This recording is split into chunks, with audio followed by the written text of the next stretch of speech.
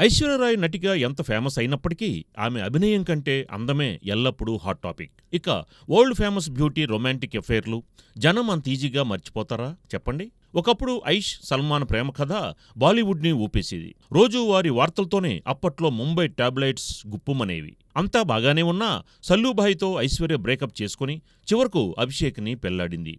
అయితే ఈ మధ్యలోనే వివేక్ ఓబ్రాయ్ ఎంట్రీ ఇచ్చాడు. ఎంత అనూహ్యంగా ఐశ్వర్య లైఫ్లోకి వచ్చాడో అంతే హఠాత్తుగా బయటకు కూడా వెళ్ళిపోయాడు. బాలీవుడ్ కాంట్రవర్షియల్ లవ్ స్టోరీల్లో వివేక్ ఐశ్వర్య కహానీ కూడా ఒకటి. సల్మాన్ తర్వాత వివేక్ ఓబ్రాయ్కి రొమాంటిక్గా దగ్గరైన ఐష్ 2003లో అతడికి దూరమైంది.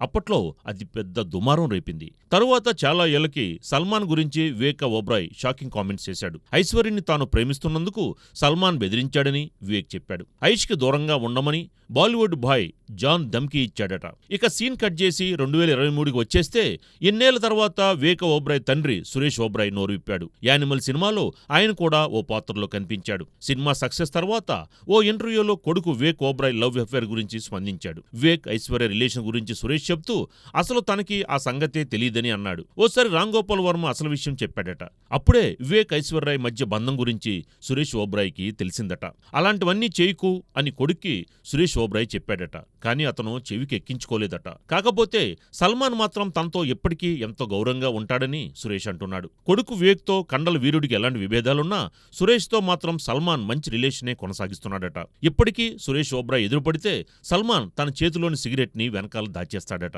అంత రెస్పెక్ట్ తన పట్ల ఖాన్ కొందని సురేష్ మెచ్చుకున్నాడు. కొడుకు వివేక్తో ఐశ్వర్య విషయంలో గొడవ పెట్టుకుని తండ్రి సురేష్ ఓబ్రాయ్తో ఏమీ కానట్లు ప్రవర్తించడం సల్మాన్కే చెల్లు. ఇక సల్మాన్ వివేక్ ఇద్దరినీ కాదని అభిషేక్ని పెళ్లాడిన ఐష్ తాజాగా అతడికి కూడా దూరమైనట్టు వార్తలొస్తున్నాయి. కూతురుతో కలిసి అమితాబ్ ఇంటి నుంచి బహు ఐశ్వర్య బయటకొచ్చేసిందట. బాలీవుడ్ స్టార్స్ సెలబ్రిటీల జీవితాలు పైపైన గ్లామర్, లోలోన గందరగోళంతో ఉండడం తరతరాలుగా మామూలేగా.